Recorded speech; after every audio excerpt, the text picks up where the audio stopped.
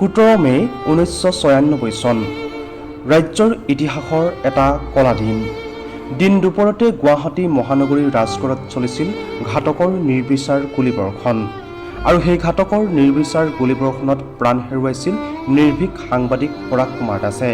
অসমৰ জাতীয় চেতনা আছিল নিৰ্ভীক সাংবাদিক পৰাগ কুমাৰ দাস। সাগৰৰ দৰে বিশাল আছিল পৰাগ কুমাৰ দাসৰ জাতীয় চেতনা। কেতিয়াবা যদি অন্যায় অবিচাৰৰ বাবে, কেতিয়াবা আকৌ স্বদেশ স্বজাতিৰ বাবে হাতত কলম তুলি লৈছিল জাতীয় শক্তিচ্যুত পৰাগ কুমাৰ দাসে।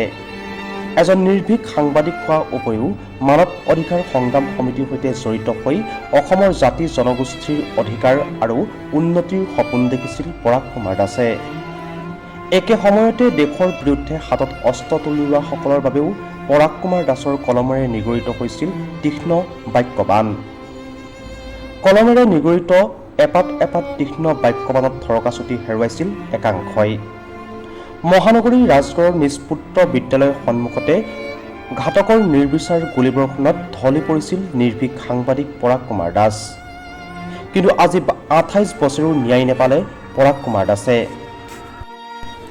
পৰাগ কুমাৰ দাসৰ আজি এই পবিত্ৰ মৃত্যুতিথিত জনজাগৰণ সংবাদ গোষ্ঠীৰ তৰফৰ পৰাও জনাইছোঁ সশ্ৰদ্ধ প্ৰণিপাত। News desk report জনজাগৰণ।